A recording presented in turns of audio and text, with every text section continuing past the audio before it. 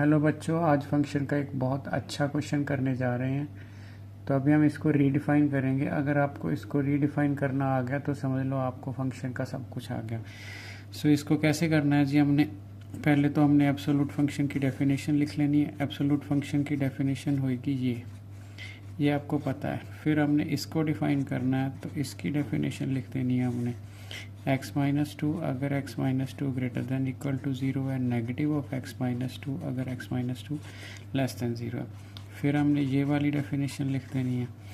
ये आपको समझाने के लिए लिख रहा हूँ, इधर फिर सोल्यूशन करेंगे। तो ये आपकी x+2 हो गई। इसको लिखोगे आप x+2 अगर x+2 greater than equal to 0 है, नेगेटिव x+2 लिखोगे अगर आपका x+2 लेस देन 0 है। ये आपकी हो गई। ठीक है जी। अब आपने क्या देखना है, आपने एक नंबर लाइन पे देखो क्या करना है। अगर x-2 को आप 0 पुट करोगे तो x = 2 आ जाएगा। अगर इसको आप 0 पुट करोगे तो x = -2 आ जाएगा। ठीक है जी। और इस तरफ आपकी -∞ होती है, इस तरफ आपकी +∞ होती है। पर आपने ये कंडीशन देखनी है। तो ये कंडीशन है, तो x = 3 है, यहाँ पे आपका 3 आ जाएगा, यहाँ आपका -3 आ जाएगा। ये कंडीशन।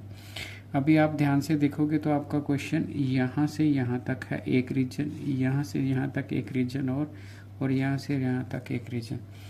3 रीजन में आपने क्वेश्चन डिफाइन करना है। अगर ये आपको पता चल गया तो आपका रीडिफाइन हो जाएगा।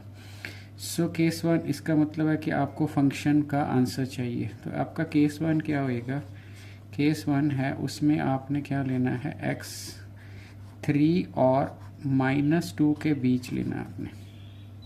ठीक है जी। इस रीजन की बात करते हैं, -2 इंक्लूड नहीं किया, इसको नेक्स्ट में कर लेंगे। ठीक है जी। तो इस केस में आपने देखना है कि ये फंक्शन क्या होता है। चलो हम देखते हैं। पहले हम इस पार्ट को देखेंगे। तो x-2 है जो आपका, ठीक है जी। तो x-2 आपने बनाना है। इसको ध्यान से देखो आप। अगर ये इसमें से 2 माइनस कर देता हूँ तो ये x-2 है और ये 2 - 2। इट मीन्स आपका जो x-2 है वो लेस देन -4 हो गया, यहाँ पे 5 हो गया। ठीक है। -3 और माइनस यहाँ पे लिया आपने -2 किया। पहले -2 क्यों कर रहे हैं, इसको देख लेके करके इसकी वैल्यू देखनी है आपने यहाँ से। ठीक है। तो इसका मतलब है x-2 -4 से कम है, तो -4 से कम, देयरफॉर इसका मॉडुलस जो होएगा वो नेगेटिव होएगा। बंदा कह रहा है कैसे पता चला आपको, यहाँ पे आओ आप। ये x-2 अगर x लेस देन 2 है तो आपकी वैल्यू ये है, लेस देन 1 पे भी यही होगी, लेस देन -1 पे यही होगी, तो लेस देन 4 पे ये होगी। ये ग्रेटर देन 2 वाली है, ये लेस देन 2 वाली है। ठीक है। तो इसी तरह आपने क्या करना है, इस फंक्शन की वैल्यू निकालनी है। और मैं पैरेलली इस फंक्शन की वैल्यू निकाल देता हूँ। x+2 की हमने वैल्यू निकालनी इस फंक्शन के लिए। ठीक है। अगर आपका x लाइज बिटवीन -3 एंड -2 है तो आपने 2 ऐड कर देना है। ठीक है जी। आपने 2 ऐड कर दिया, तो दोनों तरफ 2 ऐड कर दिया है ना। तो यहाँ पे आपका -1 आ जाएगा, यहाँ पे आपका x+2 आ जाएगा, लेस देन ये 0 से छोटा आ गया, तो इसका मतलब है इसकी वैल्यू भी नेगेटिव x+2 होगी यहाँ से। ठीक है जी। तो ये हो गया आपका। ठीक है। तो अगर आप इसको ध्यान से देखो, ठीक है, ये 0 से छोटा हो गया, x+2 0 से छोटा, तो आंसर नेगेटिव आएगा ही आएगा। ठीक है। तो आगे देखो। ये आपका फंक्शन आपका रीडिफाइन कैसे हो गया, तो रीडिफाइन हो गया, इस पर्टिकुलर की वैल्यू आ गई x-2, इसकी वैल्यू आ गई इस पोर्शन की नेगेटिव x+2, और कंडीशन क्या आ गई, कंडीशन हो गई आपकी ये -3 और -2 से। आप ब्रैकेट को खोल लो।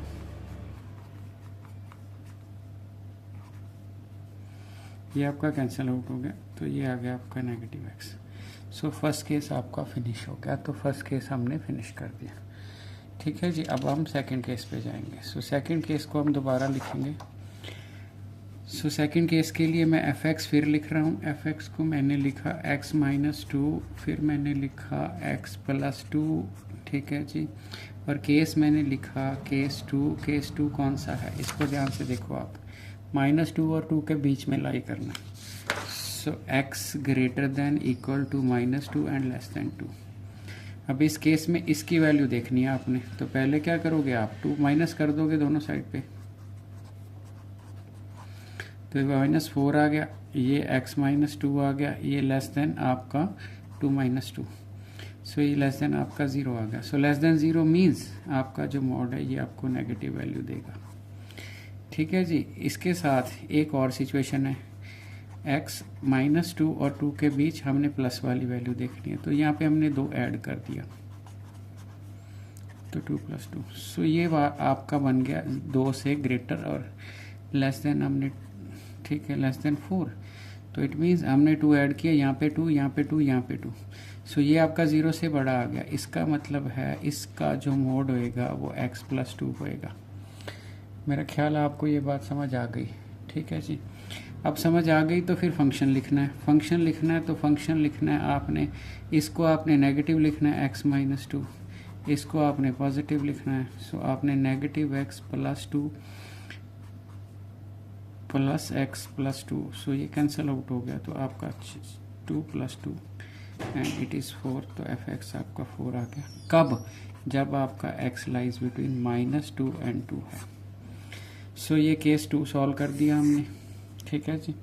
अब केस 3 सॉल्व करेंगे, केस 3 सॉल्व करेंगे। सो केस 3 के लिए क्या किया हमने, केस 3 के लिए हमने फिर f(x) लिख लिया, x - 2 + x + 2 ये लिख लिया। अब तीसरी कंडीशन लगाएंगे। सो ये रही आपकी पहले वाली डायग्राम, तो पहले वाली डायग्राम पे तीसरी कंडीशन क्या लगे, x lies between 2 and 3, x lies between 2 and 3, so x lies between 2 and 3।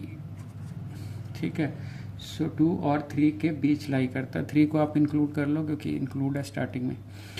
तो इसमें आपने क्या करना है, पहले आपने x - 2 निकालना है। सो आप यहाँ से 2 सब्ट्रैक्ट कर दो, तो x - 2 हो गया, तो 3 - 2 हो गया। फिर आपने क्या करना है, आप x + 2 बनाओगे, तो आपने यहाँ पे 2 ऐड कर देना है और यहाँ पे आपने 2 ऐड कर देना। अगर आप इसको देखोगे तो x - 2 है वो ग्रेटर देन 0 आ गया है, और आपका जो लेस देन है, ठीक है, लेस देन = 1, तो इट मीन्स अगर आप इसको ध्यान से देखोगे तो ये आपका 0 से बड़ा आ गया। इट मीन्स जो इसका मॉड है वो पॉजिटिव निकलेगा। इसी तरह ये आप देखो तो यहाँ पे x + 2 ग्रेटर देन 4 हो गया और लेस देन = 5 हो गया। इट मीन्स जो इसका मॉड है वो भी पॉजिटिव निकलेगा। अब आपका फंक्शन रीडिफाइन करो। आप रीडिफाइन करोगे तो पहले आप यहाँ पे फिल कर दोगे वैल्यू, दूसरी वैल्यू आप ये फिल कर दोगे, इसको आप कैंसिल कर दोगे तो आंसर आ गया आपका 2x। अब आपका टोटल फंक्शन रीडिफाइन कैसे होगा, टोटल फंक्शन आपका रीडिफाइन होगा, आपने पहले लिखा है जो आपका पहला केस आया था, पहले केस में आपका आंसर आया था -2x। ठीक है जी। सो -2x आपका आंसर आया था, ये आपका -2x आया, तो इसका मतलब है पहले वाला आंसर आपका -2x हो गया। ठीक है जी, -2x हो गया। तो इसमें कंडीशन भी थी, एक कंडीशन क्या थी, x लाइज बिटवीन -3 एंड 2, तो सेकंड केस में आपका आंसर 4 आया था, वो भी मैंने अभी सॉल्व किया है। ये देखिए आपका आंसर 4 आया, ये 4 आया, तो ये 4 आया तो सेकंड में 4 लिख दीजिए। और इस कंडीशन में आया था, यहाँ पे हमने पहले वाला केस था जो अपना वो था -3 और -2 के बीच में, दूसरा केस था -2 इंक्लूडेड एंड लेस देन 2 पे था, और तीसरे केस में आपका आंसर जो आया है दैट इज़ 2x। और किस केस में आया है, ठीक है, ये आपका आया है, आपने 2 इंक्लूड किया है, ठीक है, और आपने 3 भी इंक्लूड किया है। सो ये आपका क्वेश्चन रीडिफाइन हो गया। ठीक है जी। सो रीडिफाइन हो गया। अगर आप इसका ग्राफ निकालना चाहो तो आराम से निकाल सकते हो ग्राफ इसका। सो इसका अगर आपने ग्राफ बनाना है तो एक रफली आप इसको देख के ग्राफ बना सकते हो। ठीक है। आप यहाँ पे देखो -3 और -2, सपोज यहाँ आपका -2 है, ये आपका 2 है।